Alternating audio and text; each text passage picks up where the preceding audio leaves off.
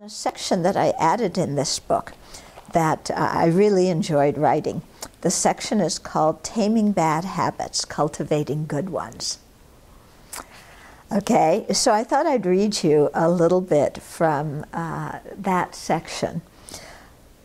So the first chapter in that section is called Complaining, a Favorite Pastime.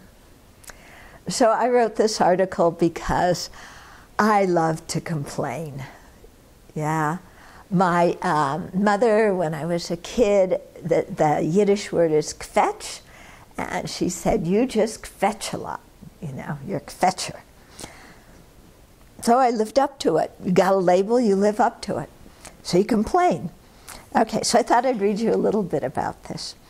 Some of us frequently find ourselves indulging in our quote-quote favorite pastime, complaining. It's not exactly our favorite activity because it makes us more miserable, but it's certainly one that we engage in often. We don't always see that what we're doing as complaining. In fact, we often think we're simply telling the truth about the world.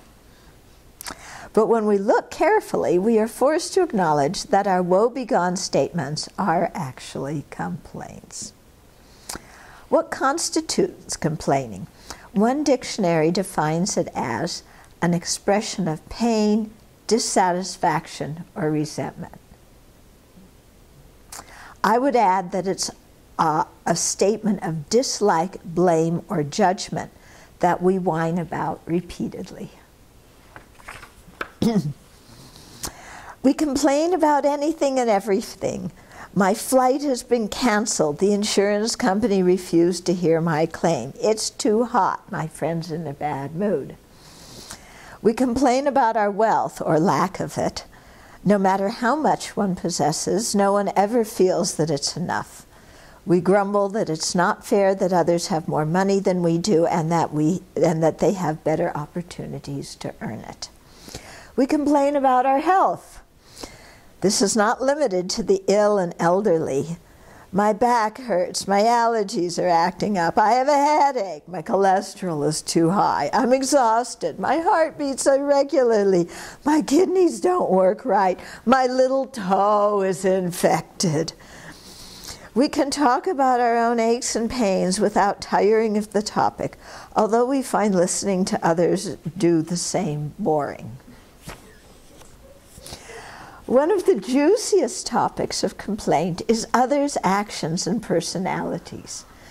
We resemble the mental gossip columnist. Okay, my colleague at work doesn't turn in his work on time. My boss is too bossy. My employees are ungrateful. After everything I did for my kids, they moved to another town and they don't come home for holidays. I'm 50 and my parents are still trying to run my life. This person talks too loud. Complaining about political leaders and the government, not just our own but others too, is a national pastime in the USA.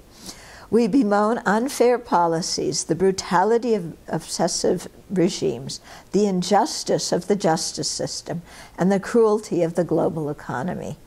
We write emails to friends who have the same political views as we do and hope they will do something to change the situation. In essence, we complain about whatever meets with our disapproval. We complain for a variety of reasons. In all the cases, we're looking for something, even though we may not be aware of what it is that we're looking for at that time. Sometimes we complain because we simply want someone to recognize our suffering. Once they do, something inside us feels satisfied. But until they do, we go on and on and on and on, telling our story. For example, we may tell the story of our dear one betraying our trust. When our friends try to fix the problem, we feel even more frustrated. We may even feel that they're not hearing us. But when they say, "You must be very disappointed," we feel heard. Our misery has been acknowledged, and we say no more. At other times, We continue to lament despite others' understanding. For example, we repeatedly complain about our health out of self-pity or the wish to gain others' sympathy. Others may be sympathetic, but no matter what they say or do for us, we are dissatisfied. We may complain in the hopes that someone will fix our problem. Instead of asking directly for help, we recount our sad story again and again in the hopes that someone will get the message and change the situation for us. We may do this because we're too lazy or too frightened to try to solve the problem ourselves. For instance, we complain to a colleague about a disturbing situation at work in the hopes that she will go to the manager about it. We complain to vent our emotions and our feelings of powerlessness. We criticize government policies, the corruption of CEOs, and the activities of politicians that prevent them from actually caring for the country.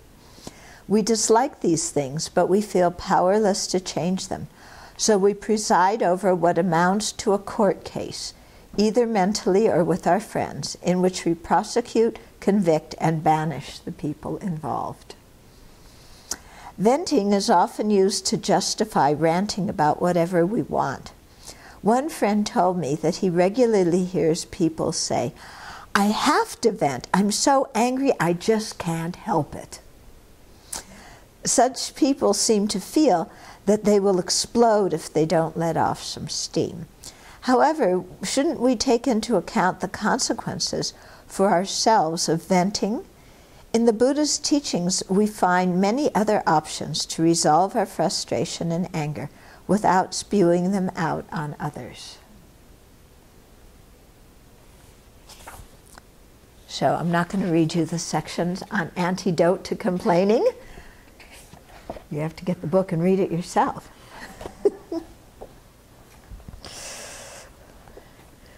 But check up. We complain a lot, don't we? Yeah. There's something so comforting about complaining. You know? It's all someone's fault, and all I have to do is fetch.